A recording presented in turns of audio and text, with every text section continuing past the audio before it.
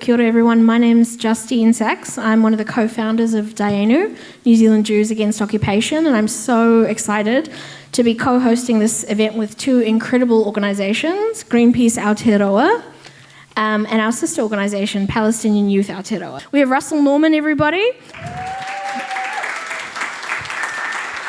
He is a former New Zealand politician and an environmentalist. He was a member of Parliament and co-leader of our favourites, the Green Party. He has a doctorate in political science. Russell has worked tirelessly for decades to bring environmental issues to the fore. He's now the executive director of Greenpeace Aotearoa. And of course, we're really lucky and privileged and honoured to have here with us today the esteemed Professor Dr. Mazin Qumsiyeh. Now, Professor Mazin Qumsiyeh previously served at US universities, including Tennessee, Duke and Yale. He's the founder and volunteer director of Palestine Institute for Biodiversity and Sustainability at Bethlehem University. Mazin has published over 180 scientific papers, over 30 book chapters, hundreds of articles, and several books, including Sharing from the Land of Canaan and Popular Resistance in Palestine, on topics ranging from the environmental impact of colonisation to environmental and climate justice, to cultural heritage, to human rights, to biodiversity, conservation, and to cancer. We all know the effects of colonisation and genocide equally affect people and the environment. But yeah, let our guests tell us more. Over to you guys.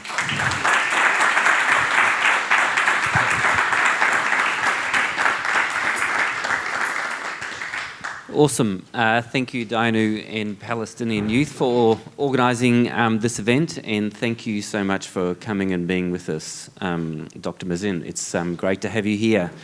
Now, as you all know, we're in the middle of a climate and biodiversity crisis, but it doesn't happen in a vacuum. And so as well as being in a climate and biodiversity crisis, we're also facing a world with dramatic inequality, but also a world which is coming to terms with the impacts of colonisation. And we know that particularly in Aotearoa, New Zealand, as we are on our own journey to dealing with colonisation. But of course, as we all know, colonisation is not just restricted to Aotearoa, and of course, in the middle of dealing with the climate and biodiversity crisis, Palestine and Israel, Palestine is also having to deal with occupation and the impacts of colonisation there. And so we're incredibly appreciative in the middle of this catastrophic event that you've got time to come and talk to us about the intersection between all of these issues and how it all fits together, one thing on top of another. But shall we start by a personal question? Shall we just ask you to talk a little bit about how you came to be involved in climate and biodiversity? What was your journey that took you there? Thank you very much, Russell. First, I want to thank the organisers for hosting us. I want to thank also Peter and Peggy for taking us under their wings today, and Brian for driving us around. So I'm honored to be here. This is the, day 53 or something of a really long tour. Not intended. It was originally, I was supposed to be in 2020, but then COVID-19 hit and we delayed it. And now we end up doing it now, and then we had such a high demand and we kept extending our stay to a longer and longer time. But anyway, I'm feeling a bit homesick. I just had to say this before I get started.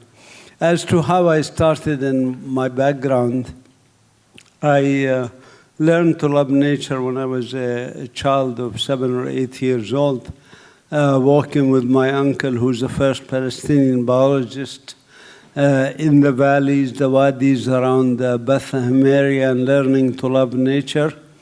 And he died in a car accident, and I promised to basically continue in his footsteps and become a biologist.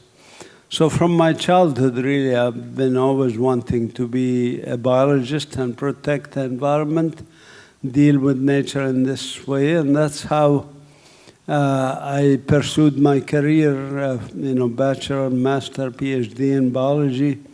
And then I did medical genetics stint for a while. And then, as you heard, I worked in some American universities, and I decided to go back home to Palestine. My wife and I made that decision. She's here somewhere. But anyways, so we went back to Palestine about 15 and a half years ago, 16 years ago. And, and we've been volunteering our time full-time, basically 6-7 days a week. No, 7 days a week. I never take a day off, 15 hours a day. So that's what we've been doing, and that's because of the urgency of the crisis, which is a crisis that deals both with nature and with humans, as you know, what's happening in Gaza and the situations of those areas. Well, that's in brief why I'm here. Awesome. Do you want to tell us a bit about the ecology of Palestine? I imagine it's in my imagination. I imagine it's quite an arid ecology, and of course we know that arid ecosystems have enormous biodiversity. It's one of the characteristics of arid ecosystems is enormous biodiversity per square kilometre. Do you want to just give us a bit of a background about the ecosystems Palestine of Palestine? is not arid. There are very small parts of it that's semi-arid in the southern part near Naqab area, but even the Naqab was not very arid, was not a desert. Palestine is part of the Fertile Crescent, you know, where humans first developed agriculture, where we first domesticated animals and plants.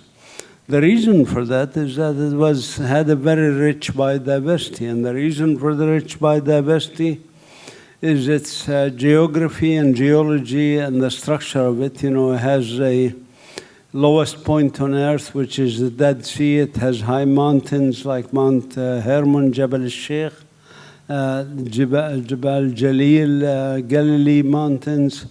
Palestine has always had diversity of habitats. We have 5 phytogeographical regions, as they call them, or 5 habitats that are each unique in its fauna and flora. That includes the coastal regions, the Mediterranean climate region, the Ethiopian region, which are animals and plants that come to us from Africa along the Rift Valley, and then the Irano-Turanian fauna and flora. And number 5 is the Saharo-Arabian. That's the only one that's kind of arid or semi-arid habitats. But this diversity produces very, very high endemism of species also, and allowed for humans to select from those species plants and animals to domesticate. So plants like olives, for example, wild olives were domesticated first along the eastern Mediterranean coast. Wheat, barley, lentils, chickpeas, hummus, if you've ever had hummus, dates, all these things were domesticated first in the Fertile Crescent. And that's why also the Fertile Crescent, when people went from hunter-gatherers to agricultural communities, they had time on their hand to invent things like the alphabet and music and laws and other things. The alphabet that we use here, the ABCs, are actually originally from our country, from the Proto-Aramaic alphabet. So this is the richness of the country in terms of habitats, in terms of fauna and flora. We have more plant species in tiny Palestine, which is only 27,000 square kilometers. That's less than 1/10, I think, of New Zealand. We have more plant species than the whole of the United Kingdom. So it's very, very rich in habitats and biodiversity. And you established the Institute, the Palestine Institute for Biodiversity and Sustainability. Is the purpose of the Institute one of just studying biodiversity, or does it also have a kind of conservation ethic as part of the work that you do there?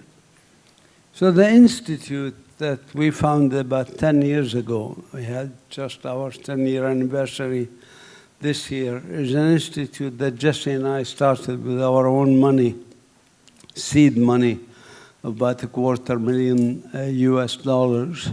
And we donated our time also to it, started with some volunteer and other donations from friends and colleagues.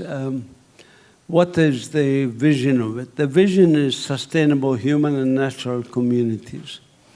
And to achieve this vision of sustainable human and natural communities in Palestine and globally, of course, because environment doesn't know any kind of this foolish borders that they created, the Europeans created for us, by the way. It was not us who decided to have nation states in what the West calls the Middle East. I prefer to call it Western Asia. But anyways, the idea that the environment is somehow separate for Palestine than it is for Jordan, let's say, or Lebanon is not, I mean, it's one environment. So we want sustainability for human and natural communities. How are we going to do this? What's our mission and goals? Our mission focuses on areas like research, education, conservation, community service. These are 4 pillars of our actions. And under these, we have many goals. For example, in research, our goal is research that's applied, not only knowing what species are there, but doing applied research on conservation, how to conserve, when to conserve, what to conserve. Even research on education, for example. How do we teach a 10-year-old about climate change, for example? How do we teach a 50-year-old about climate change? It's not going to be the same. So you have to tailor and you have to do research that's focused, applied research related to the environment and related to that sustainable human and natural communities. Same thing for the other pillars of our work, like education. What is the purpose of education? It's not just, well, I want children or university students to know that there's something called climate change, or to know that we have very rich biodiversity with over 500 species of birds, and that over 500 million birds migrate through Palestine. It's a bottleneck, a land bridge between Africa and Asia, and Eurasia, actually, Europe and Asia. So 500 million birds pass through Palestine. Okay, these are interesting and nice facts, but that's not the purpose of education. The purpose of education is to affect a change. Affect a change means I want to change their behavior. I want them to do something about this crisis that we are facing, whether it's climate change, habitat destruction, pollution, overexploitation, invasive species, wars and conflict, which we'll talk about, I'm sure, as an environmental catastrophe in our region. I want them to be able to use the education that they get in the environment we create for them to affect a change in society towards sustainable human and natural communities. The same with the other 2 pillars. Conservation means on the ground we have to conserve, not just talk about conservation, not just teach about conservation, but actually do conserve, do plant trees, do reclaim indigenous tree habitats that Israel destroyed, etc. And in community service, that's what they call in our lingo, well, not my lingo, I don't prefer this terminology, but the convention, biological diversity, uses the term ecosystem services. I prefer nature's benefit to people, not services like, capitalist services. But anyway, nature's benefit to people. How do we get people to benefit from nature through things like ecotourism, alternative tourism, things like that, and permaculture and organic agriculture that are eco-friendly and so on. So this is basically what the Institute does on a daily basis. And we worked with all sectors of our society, all backgrounds, all religions, all age groups, marginalized communities, Bedouins, people in remote villages, people in cities even. We have refugee camps in Bethlehem. We have them learn how to grow things on the walls of their refugee camp, things like that. So different communities that we tailor to, that we try to do our work with.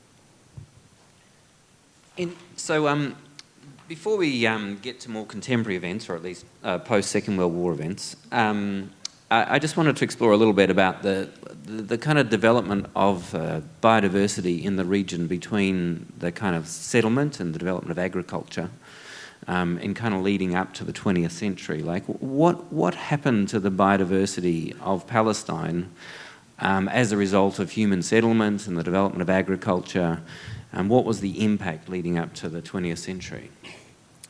Okay, to start with, before colonization, and that's the majority of our history, of course, since we migrated out of Africa 100,000 years ago.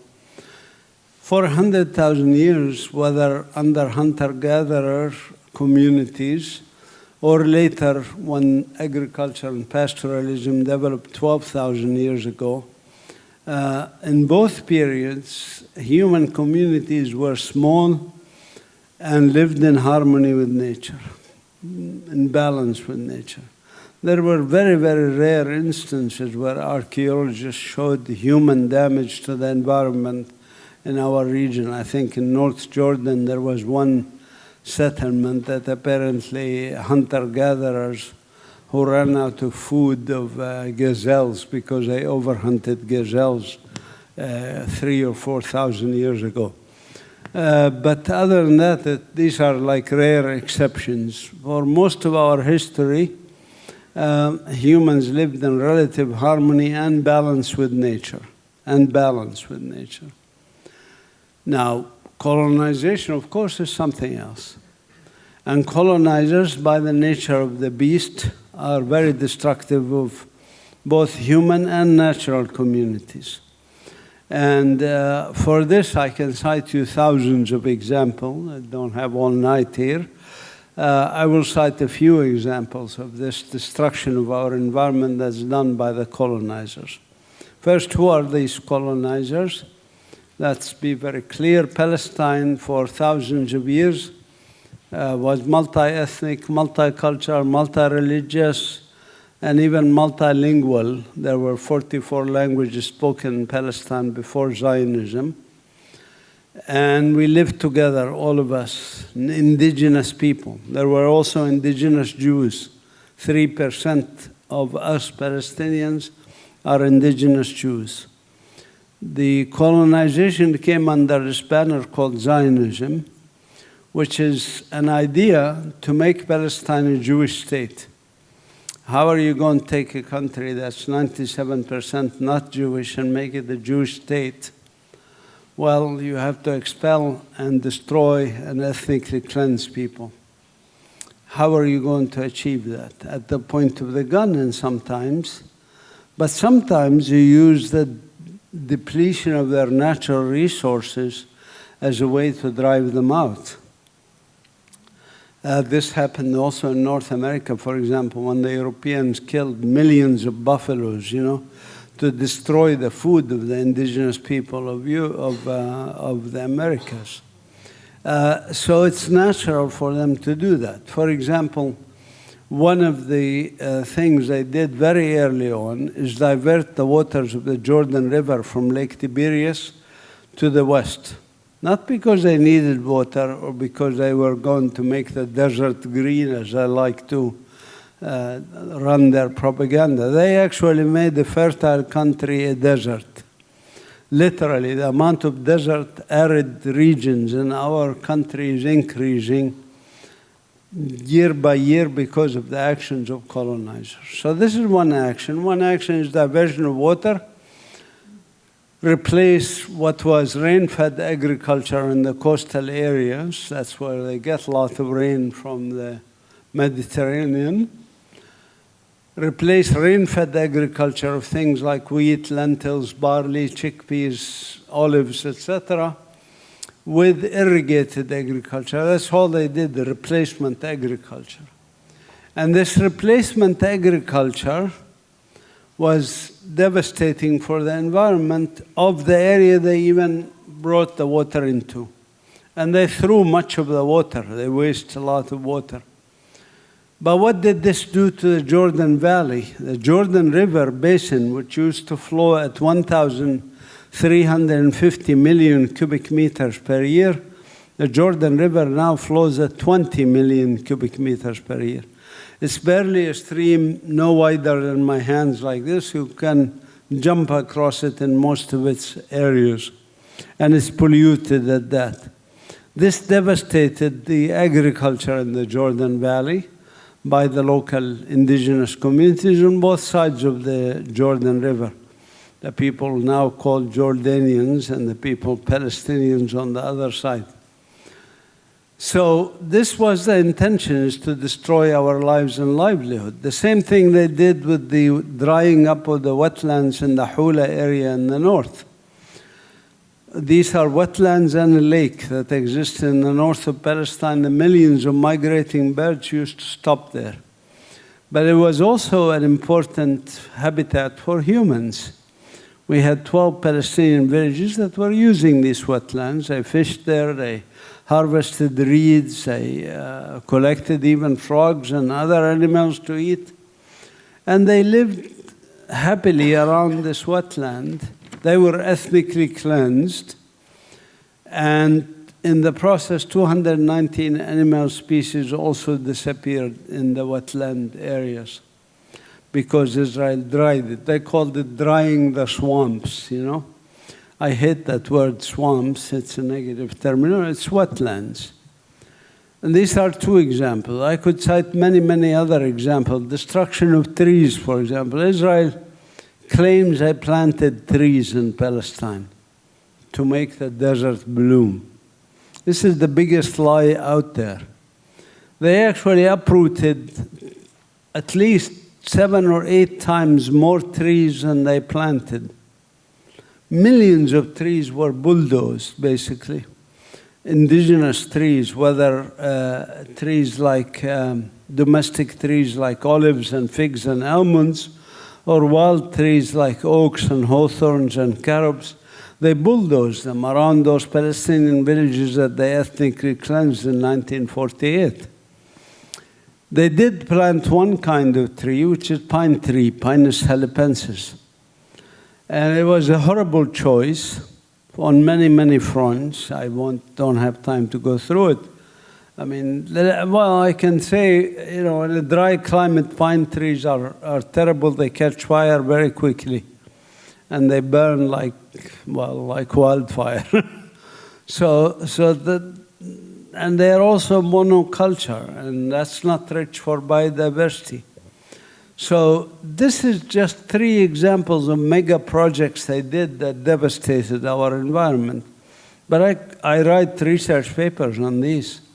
In terms of the impact on the environment of colonization, what they have done to our beautiful landscape of Palestine. If you want to know how, and I'm working on a paper now, comparing habitats in Palestine and Lebanon, because we have similar habitats. They have actually less by 2 regions, the Saharo-Arabian and the Ethiopian elements. They have the other 3 elements of the fauna and flora. But if you compare Lebanon for these 3 phytogeographical zones with the 3 phytogeographical zones in Palestine, you can see a remarkable difference. Lebanon has much more fauna and flora than we do. They even have still black bears in their forests. They have cedar woods in their forests. Cedar is gone from the Galilee a long time ago. So I think it has been devastating what Zionism has done to our country. It has made it unlivable, literally, for generations to come in many parts of the country. And in terms of you talked earlier about the migration of birds through Palestine as a kind of major migratory route. Has the kind of transformation that colonisation has brought to Palestine had a significant impact on those migration routes between Africa and Asia and Europe? Yeah, I mentioned, for example, the drying up of the wetlands of the Hula, of course.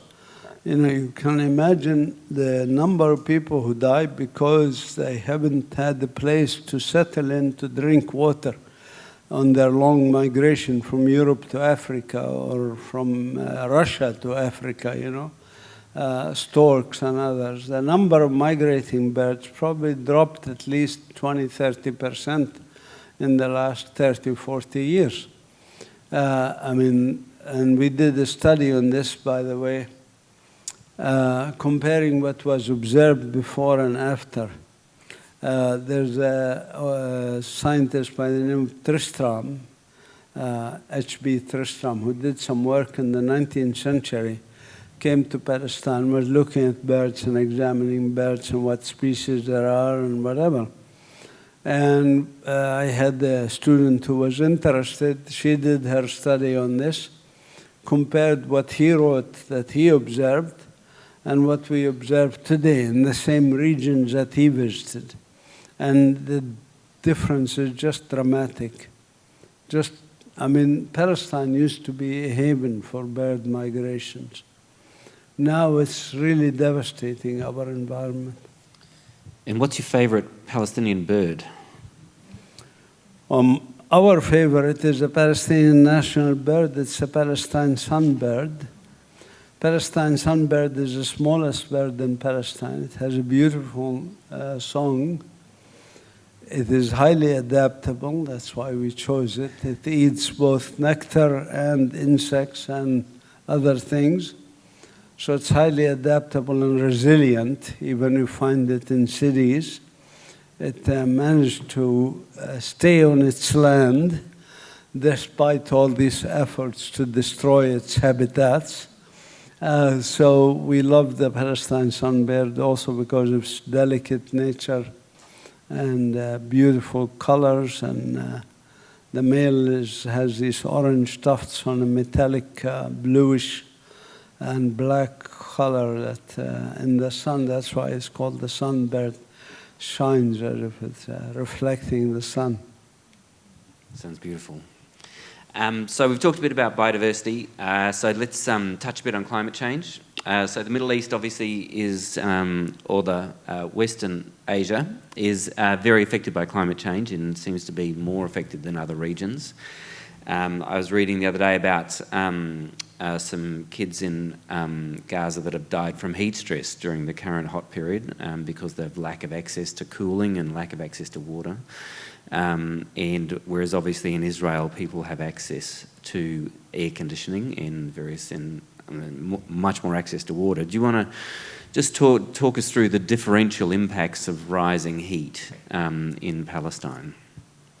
Well, already in the past 30–40 years, we have decrease in rainfall about 15% on average, an increase in temperature about 2 degrees centigrade in most of the country. And we expect this to double in the next 20 years. Climate change is accelerating, and it's very distressing to all of us, especially since the countries that cause climate change, the industrial countries, and Israel being one of them, produce most of the greenhouse gases.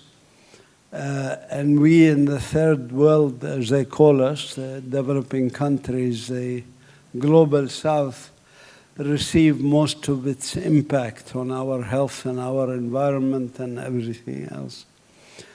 So let's take the issue of rainfall, for example. Palestine actually has good rainfall. There's more rainfall in Ramallah, even with the decline that happened in the past 20–30 years. There's more rainfall in Ramallah than there is in London. But there's unequal distribution of water. And actually just yesterday, Israel announced that they will cut our ration of water for the Bethlehem and the Hebron area. This in the summer, you know, we're talking about June is in the summer there. It's the reverse of what you have here. So we already had problems with water, not because we have a shortage of water, because simply Israel doesn't want us to have water, and they want us to dry up and die and wither or go away as, say, whatever we do, as long as we're out of their hair, basically. This is the intention. So in our case, in the Bethlehem region, for example, water would come in the summer in the past, and now it will be even worse. It used to come once every 3-4 weeks for a day, and that's it. Now it will be even less because they cut the ration, and there won't be enough to people store water in these tanks. That's how you can tell also Israeli houses, settlements from Palestinian houses, is because Palestinian houses has water tanks on top of their roofs to store water for when it comes. They store a little bit so that they can have some. But you know, you cannot store much if you, you know, if the whole supply to the Palestinians is decreased. And already the settlers in the West Bank use about 8 times more water per capita than the Palestinians. And they use it relatively free or with very nominal cost, whereas Israel charges us Palestinians to pay for our own water that they take from our own aquifer. This is the irony, or from our own springs. They steal our water and then they make us pay for what little they allow us to have. Subsistence water, as they used to say for Gaza, we're putting them on a diet.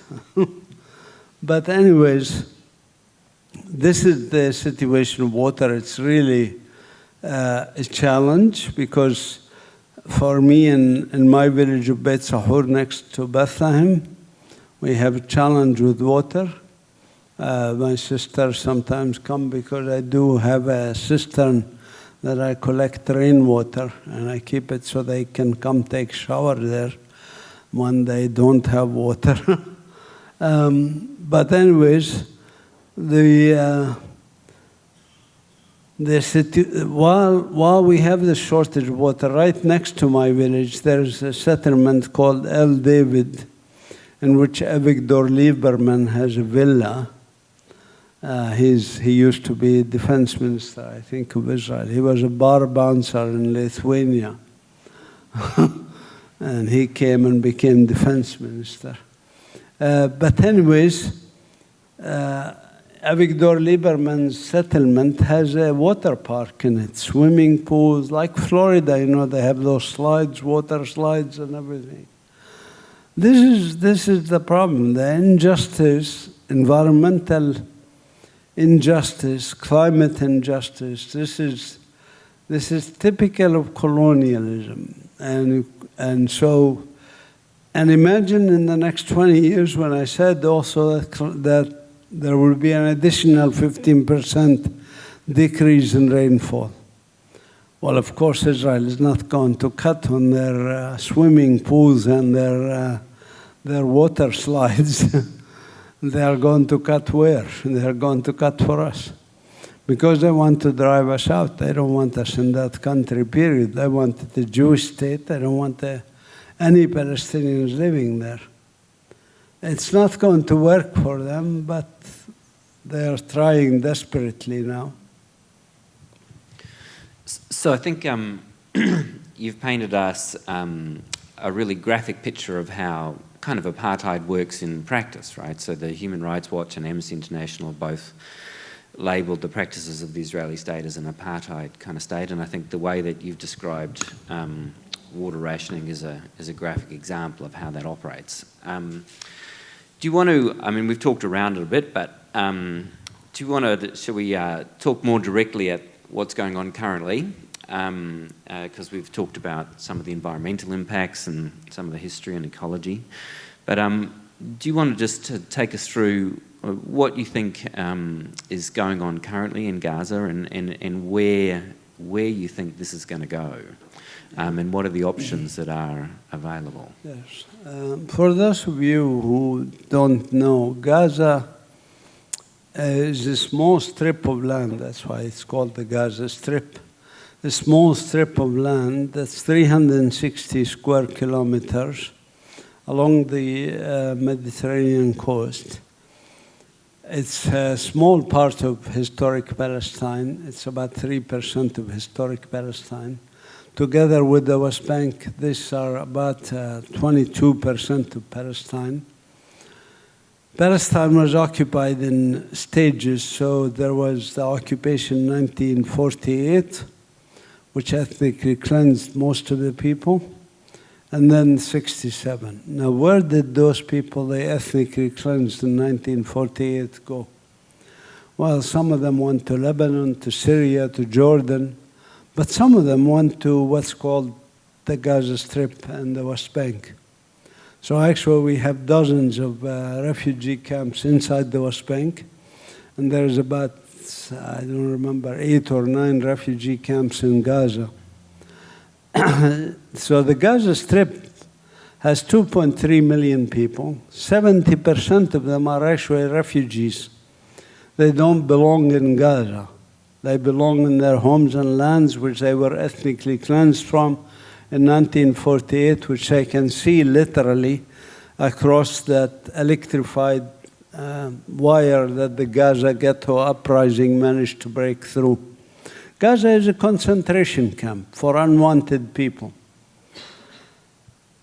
Before that, before 1948, Gaza was, and I visited it in the 1970s even, it was still close to being like it was 20 years before, but it was a quiet area with very few people, because it's actually in that zone that we call coastal zone.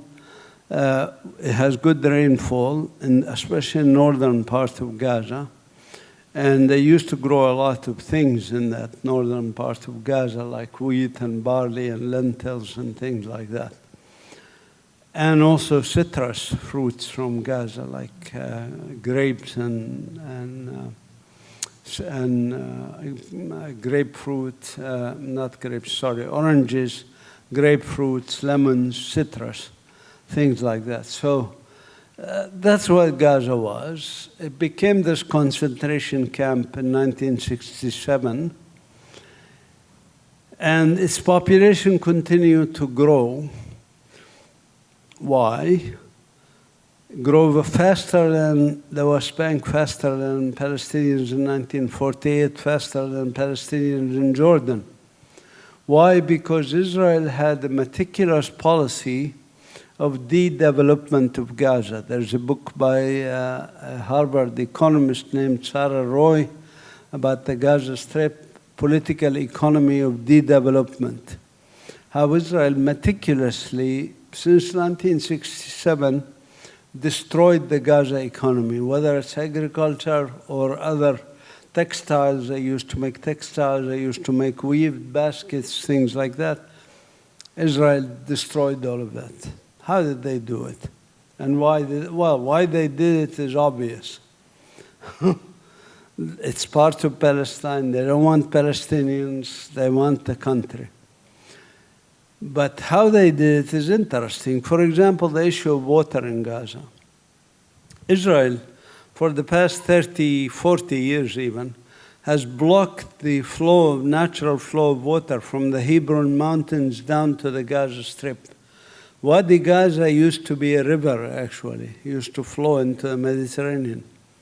This wadi that Israel now is bulldozing and building a highway to connect east and west and break Gaza into 2 districts. But anyway, this Wadi Gaza was very rich habitats, and I studied it actually. It's a protected area. It still had a lot of nature left, remnants in there up until a couple of years ago, few years ago.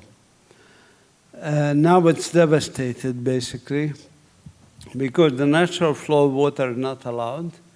which meant also that the aquifer underneath Gaza is shrinking because it's not being replenished, and it is being used. It was being used, pumping water up to give the water to the population. And the population has been increasing dramatically. Why they increase dramatically more than other populations of Palestinians? Because as any socio-economist will tell you, the more poverty, the more children you have. This is natural. You can draw the graph and you can see it. So Gaza was impoverished intentionally, de-developed intentionally, which caused increase in its population beyond the normal population growth. Which means also that you had to extract more water. So the water table also declined even further. And already before this current war on the people of Gaza, and we have to call it what it is, it's a war on the people of Gaza. It's not a war with Hamas or anything like that. It's a war on the people, to destroy the people. Israel is failing in its war with Hamas. If there is a war with Hamas, Hamas is a guerrilla movement. You don't call that a war. War means there's two contending armies. A guerrilla force fighting an occupier is not a war, that's resistance.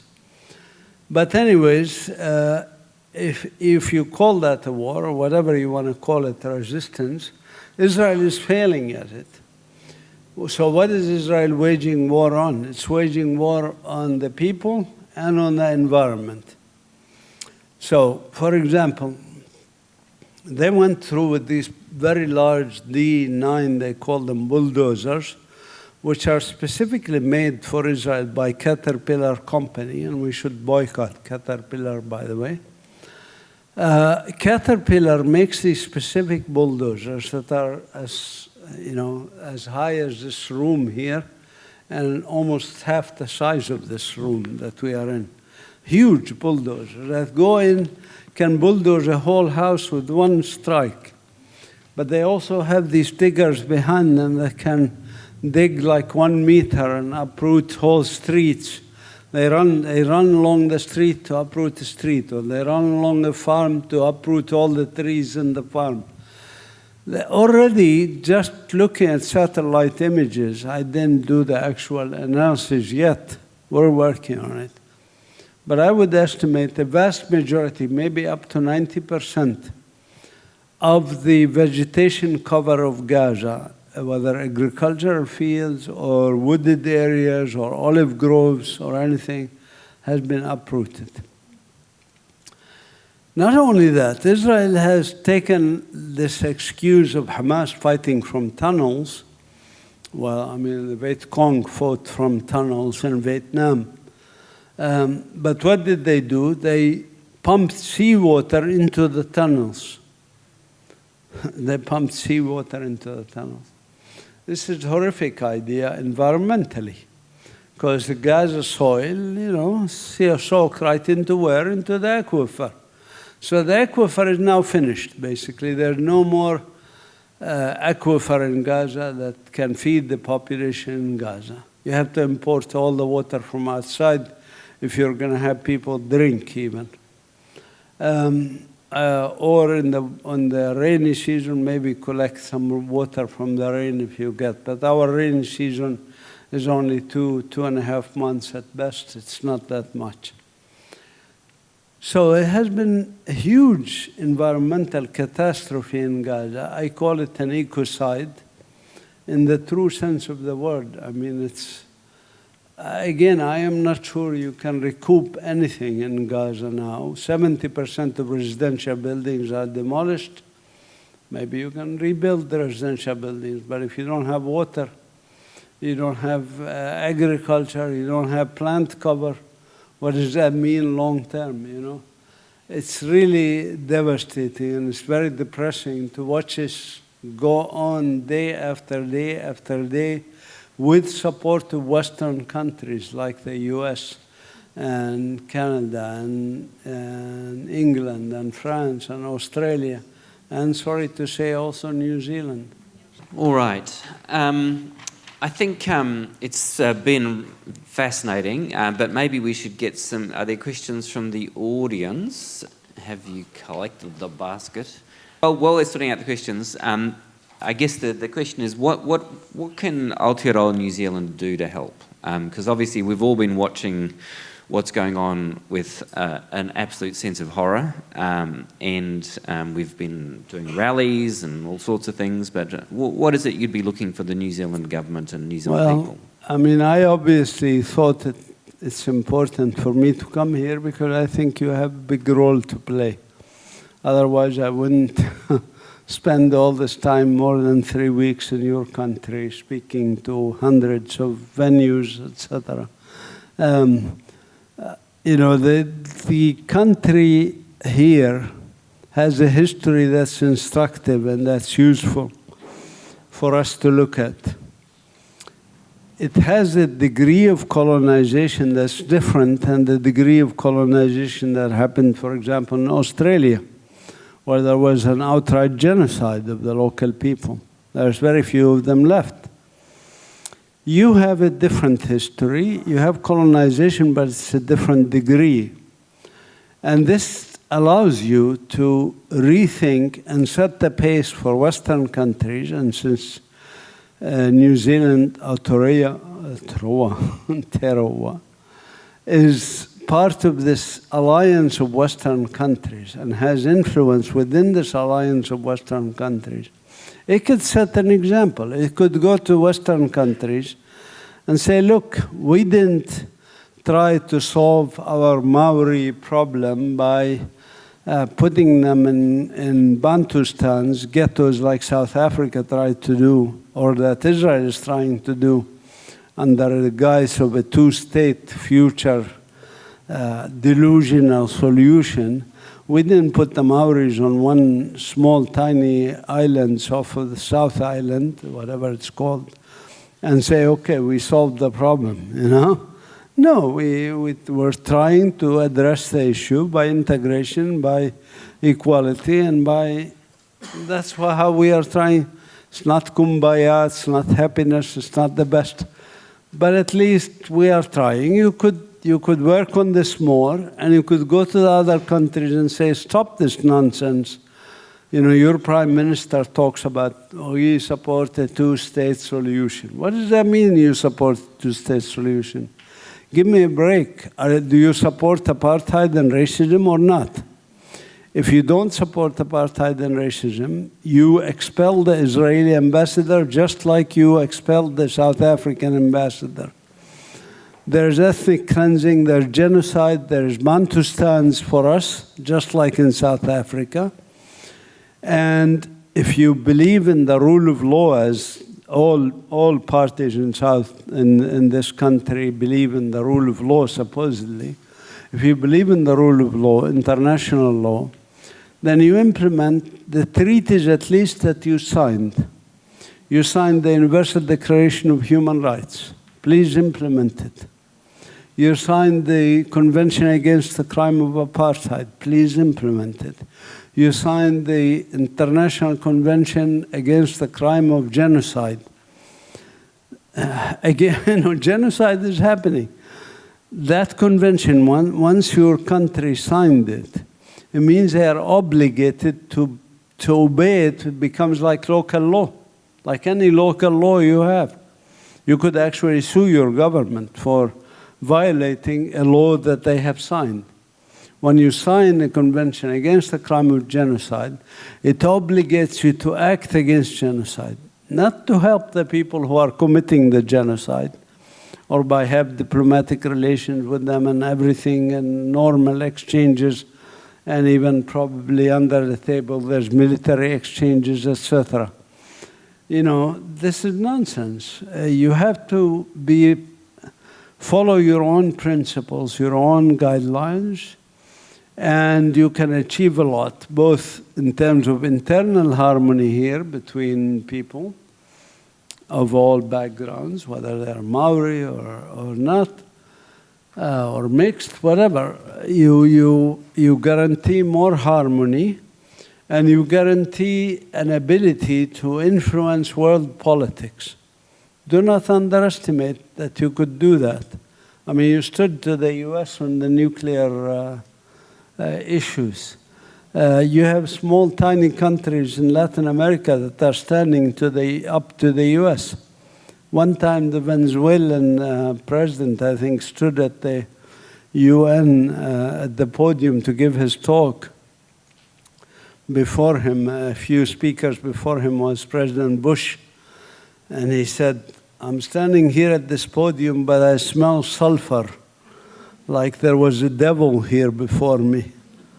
You know, if a tiny country like that could do this to the superpower, you know, Venezuela, you know, you are not Venezuela, you are more important and more economically stronger and everything. So you certainly can challenge the US and can challenge Israel and assert your own values of equal rights, rule of law, justice, human rights for all, for all. I do not wish just to decolonize Palestine, by the way. I want to decolonize the whole globe. I'm serious.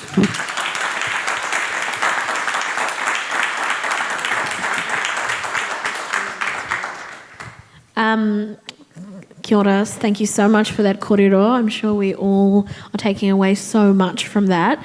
Now, we do have time for just 2 questions, I think, just because we are running a little bit over time. So, Dr. Qumsiyeh, these are both for you. If you could, I will start with, they're both sort of related, so I'll start with the first one that's a little bit more specific, but could the pre-Zionist environment be restored in an ideally free Palestine? Someone asked.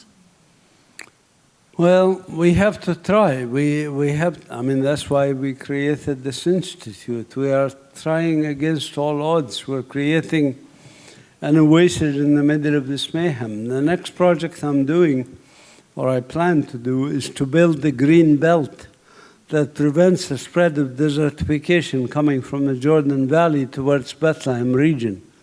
That's my big project that I want to support, and I just need more, you know, I need to get funding and I have to write proposals, and instead I'm spending all my time talking politics and human rights.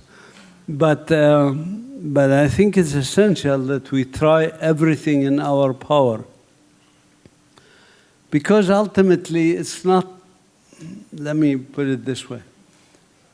I am not, as a scientist, I cannot tell you for sure that we humans will make it. Greenpeace, by the way, works on issues of climate change, works on issues of like gas explorations, oil explorations, things like that. Can I guarantee to you that Greenpeace and I will be able to stop climate change? No.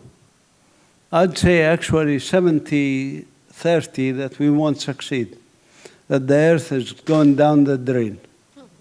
Okay? Because we are trying our best. We are working our hard. I told you, I work like 15 hours a day volunteering, 7 days a week. I am doing my best, but that doesn't guarantee success. None of us can guarantee success because we have this capitalism, you know, consumerism that's rampant. The greed that billionaires have and other people. So it's a big challenge. I cannot ensure we will succeed. The same for Palestine. I cannot ensure that we will have a livable environment in Palestine 10 years down the road or 20 years down the road. I hope I live enough to see a livable environment, but if I don't, I don't, you know. But at least I have to do my best. I have to try my damnness to get it through the heads of even Zionists, by the way. I talk to them, I say, you're crazy. What are you doing? You know, when you bomb sewage treatment facilities and electric power plants, literally the sewage of Gaza is going down the Mediterranean, and with the currents is going up the coast, and the Israelis are swimming in the shit of Gaza and Tel Aviv. You know? What is this? Is this logical? Is it any rationality behind your government or you? Today they had the flag march in Jerusalem.